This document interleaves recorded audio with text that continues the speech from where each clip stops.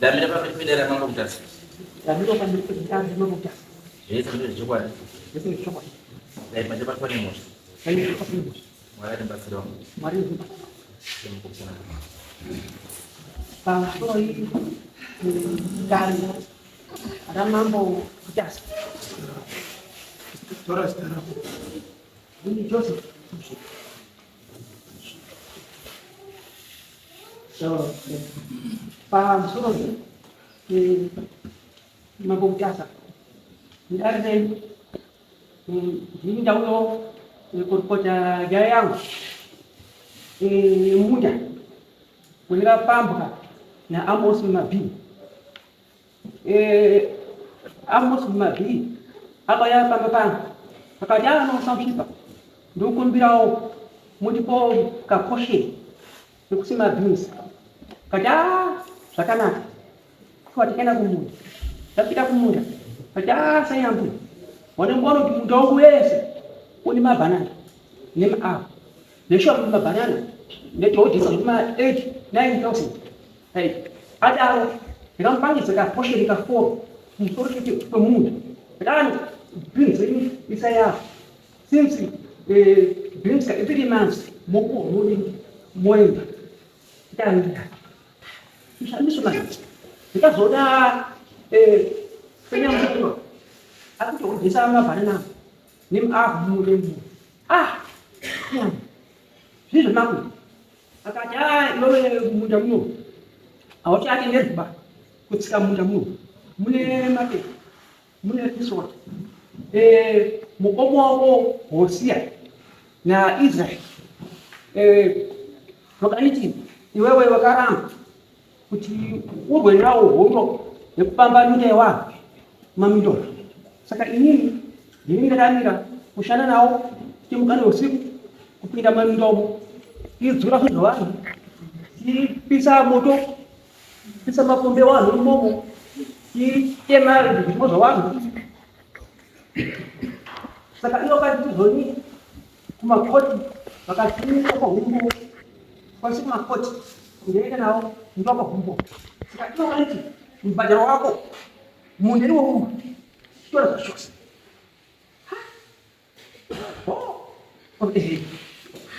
Joshua ukomo wangu Hosea na Israel bali munina bali roho unzi madambo kitore ndiyese tirimende ini kati mkomo ndambu kitale romba ini na mwana zitonipa ini anifo bakati ndi yako Yesu ndakuitora Joshua ndiyeso wakaitora mkomo wa Israel akatora mundu banana keke mtamona alipana mundi echi ni doro nabanyonera wakati ndio mpaka kutapa chama nyama kuti wewe waramba kuti joina kuti tibo mundu iki bese kama hapo mkaona panapa pakafika hodi ni waduo kwa shungurutwa inonda kabadaro ini nikushai hapo kulima ngai kukira kumosa kuti muri yangu nini pamba wali garweka ini na mama mutagwa kuti tikime kuMozambique kibali timagwere ko kupawana bali baba hadaro sabu kubaka no wone wamwako nekana kuna chief leso akuti nachi inda yao saka elewe anje kuna chief jawo kuti no keni sabu ndawe mo alipana nembo sawira zilipana ndio nyingine huko nyambura funga kigaro ni mambo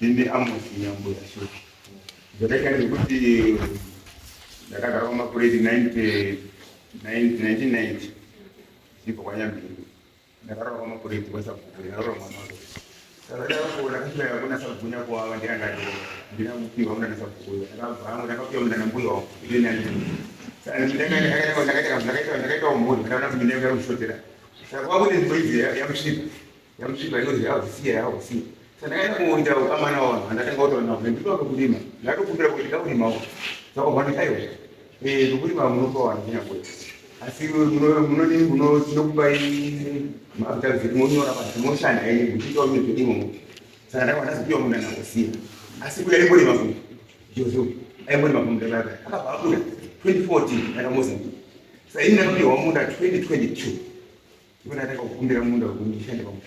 Sasa ndakalima kwa muda wa 2022 ndio nataka chini. Ndakataka kufanya kwa nini 2023. Mimi kwa sababu bado kile wewe ndakalima mabanana tausu. Ndakalima nzimbe, pale nzimbe za kwa mkoa hadi tumabindo so. Ndikakumbura mna wewe kwa sababu kwa tukashando. Sasa huyu akavuya mna Disemba kwa mwaka.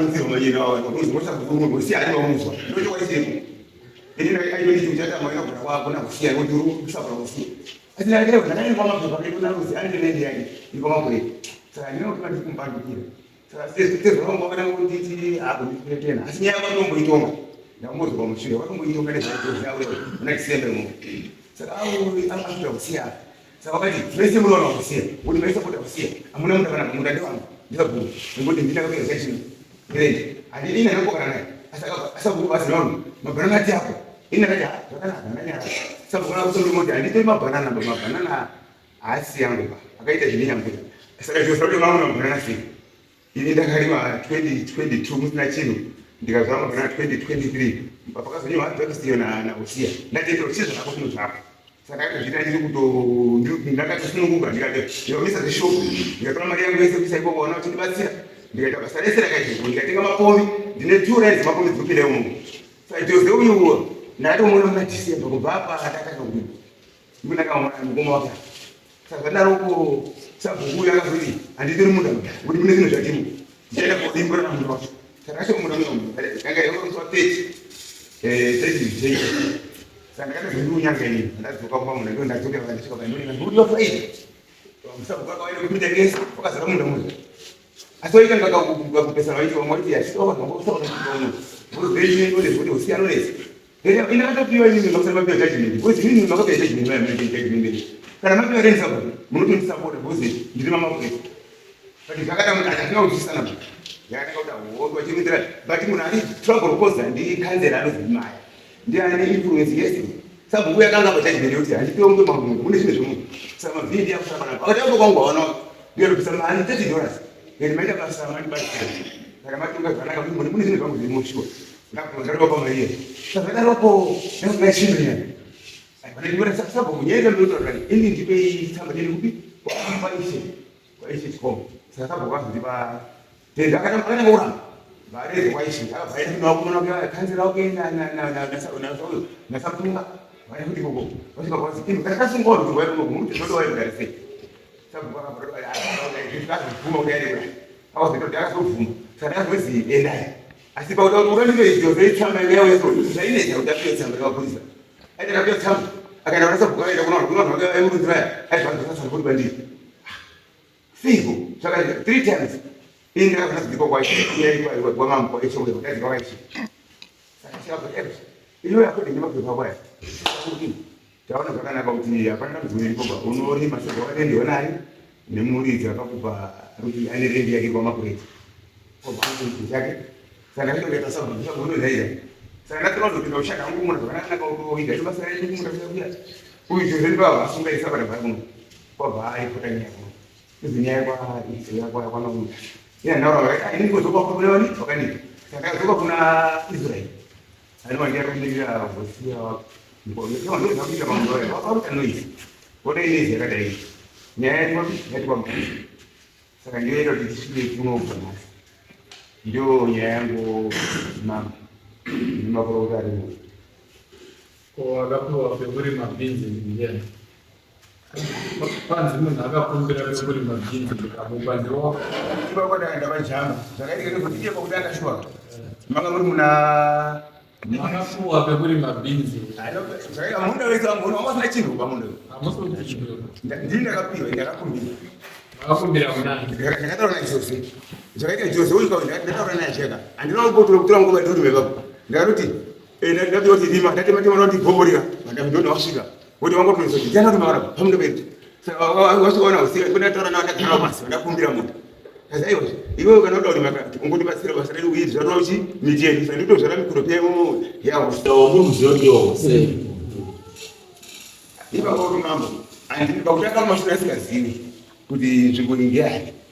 Ndakuzviona zioni pa mungu kanye vamone nzvimbo vanhu nzvimbo ndavo. Ndakabanga mapepa vanongaiza mumwoyo ndikubona nzvimbo ndeni. Sari kuna kuerekawo mandaona ndakashua. Izwa mambo. Zvamakaita nemapepa zvineneni semuri kubatanidza mapepa nezvamakaita neni akazondinyorera akazondisendisa ndiyo ane mapepa aiwa akakupa ndiani mapepa akakupa munhu akaita madetiri mama usati akatanga ndijosa akaita akakupa ndiani ndijosa akaita madetiri mama saka joza ari kuchibva sekukupa wake zvocho ndiyakakupa mauri mazvo akuti chibva kuyusiwa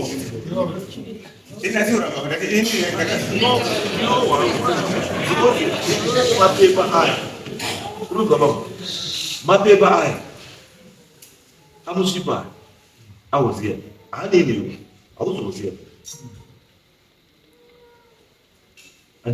saka zvokuti uye kuna jozeka uchitaura nenyaya yekuti ndaona mapepa amusvipa lendi ndiyamusvipa hazvinyendiwi paizvo musvipa najose uziya najose ndio mabrother kana aine maissues haupo irikukwana paakaizonyaiyi akanditi jose ndakamubvisa ndikupa iwewe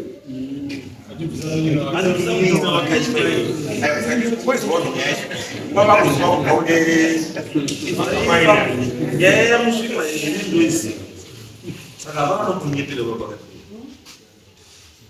kusvipa akasvika pekufa ane nyaya dzake dzezvikoti munhu dzadzapera dzimwe dzadzapera dzimwe dzekubajisa dzakawanda nyaya dzamusvipa dzadzipara dzimwe dzadzapera nedzimwe dzadzapera ende nyaya dzese idzodzo dzadzinyaya dzechii dzadzinyaya dzekupambira vanhu minda yavo dzekutema minda yavanhu dzekutorera vanhu minda achitengesa kusagangwe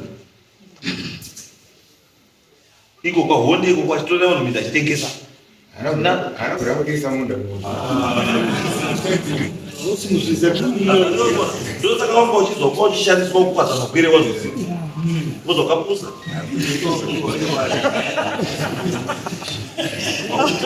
aukamiripa mberi pangu uchinditaura utaziya haana mbotengesa mundu une hoziya herewo une hoziya herewo you brainwashed kusvika pekufunga kuti munhu zvese zvauta ndikatotora history yahoziya ndoiziva hoziya history yahoziya ndosaka ndikutora ndoiziva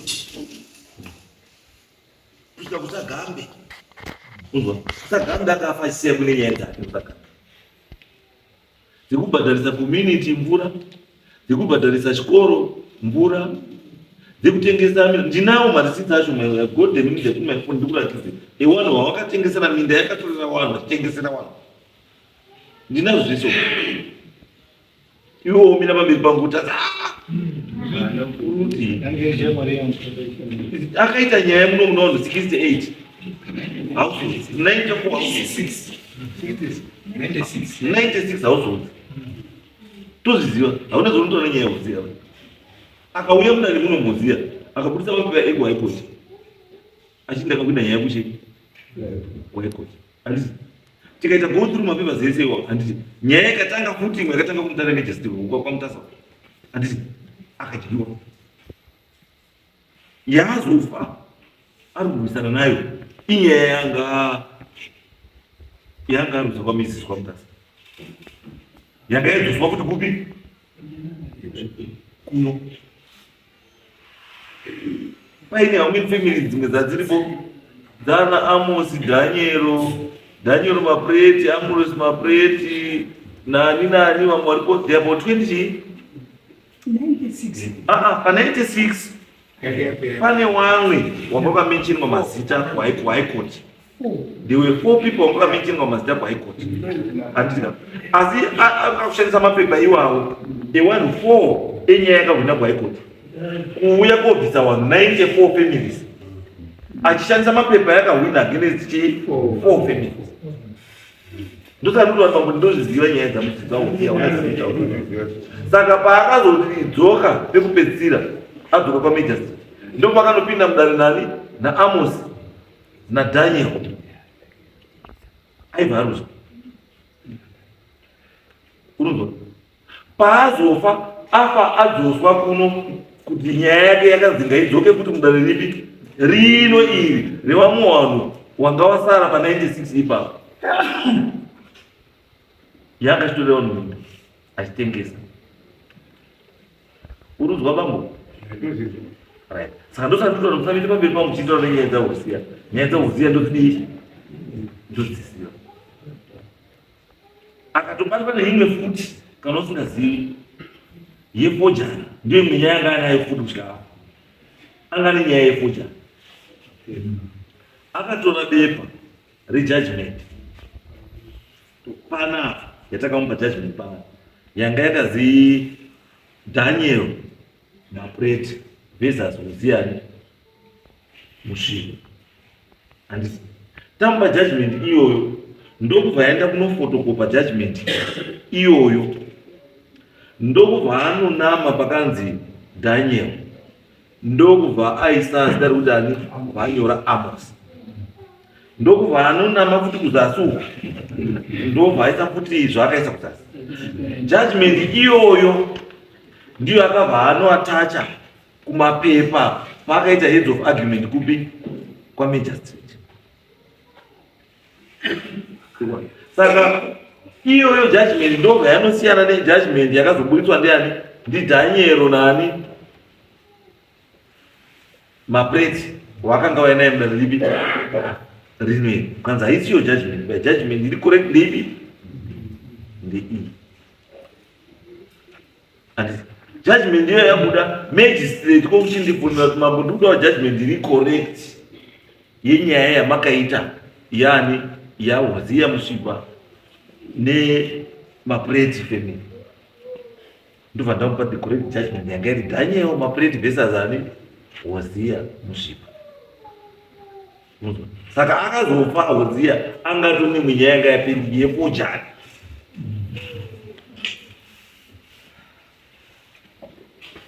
mazuva bambo.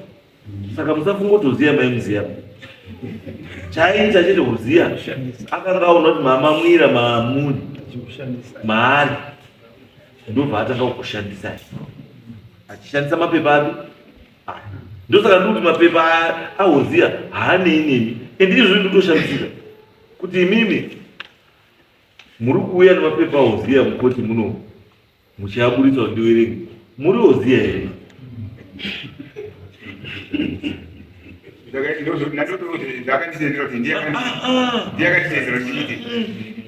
nyaya iri munomu iri kuti Joseph Musvipa versus Amos Nyambuya judgment mapepa ese aitwa naHoziya anei naNyambuya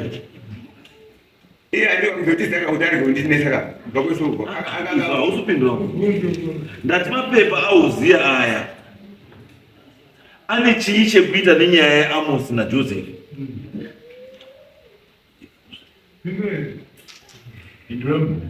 panyaya irondika iye ndiyakatiti rima mundo no izwa pamwe ndachini ni baba kana pekutanga ukaenda kuna Joseph uchikumbira Joseph chii ndikulima anti Joseph ndobva akupa kukulima chii beans anti iwo wobva wachita zvokuda wobva wapedzisira uda kutorera Joseph uya chii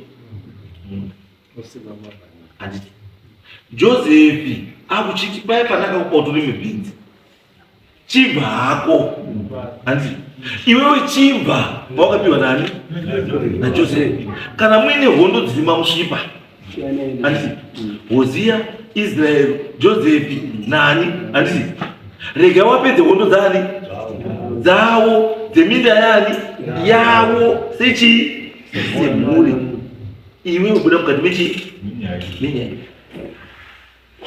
because iwe wamhanya kuenda kuna Israel kuti uye naIsrael kuno kuIsrael akusapota kuti mundu wangu waro Hoziya ndozvawinga vanhu Mungu aona ni mashandiro. Israeli bambo doctor racho chiri very simple. Nyaya inongooma sekufungwa kwa muda. Asi mimi ndi muri kuzomese. Munda wazo ausiwe kwa nyambuya. Munda ndio kwani? Kwa mushipa. Ndio chokwadi. Ati. Saka imimi regewa na mushipa kana urwa. Warwe ninya dzimide yani. Ya. Kana wazo peza kana muda ukumbira. Mozo kumbira achazi ndiye mwiziwe Mungu. Asipo nao akakupa munda weza ndiye kana kuti haasiye wati handichakudiba pamunda wandaka kubai. Atokudisere kuda kuisa bongo sebo. Imi musawe pato dambudziko rebwana ndiko mushipa. Hamusi mushipa paini. Saka musapinde bondo yemwinde yekwani ndiko mushipa. Kana munhu akasiwa ari in charge of the estate ya Uzia ari Israel. Anditi iregera Israel agadzirise chii nyaya dzeminda yani ya Uzia. Uzia ane wana wake. Uzia ane madzimai ake.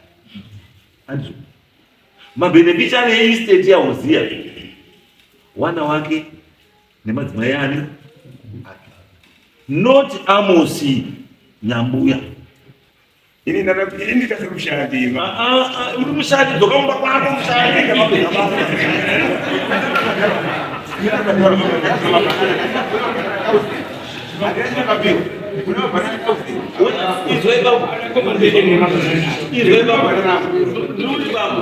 Kana muda compensation yemabanana enyu. Anditi compensation munodini munopiwa imwe topic iri separate. Haisiri nyaya yeownership. Nyaya yekudziya naye pana baba inyaya yeownership. Hatutaura nenyaya wewe ari kushanda pomba. Tutaura nenyaya yeownership kuti ndepani.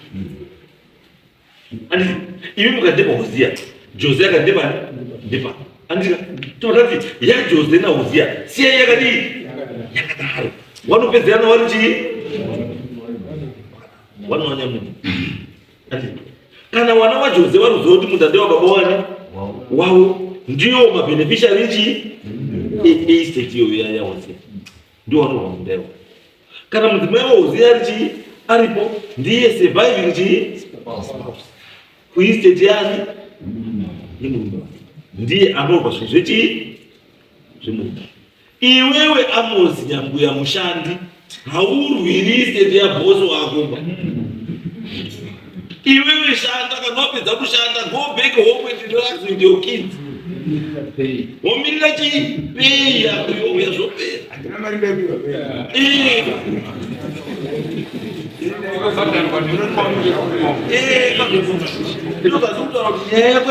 Akakurimisa mabanana ndiya.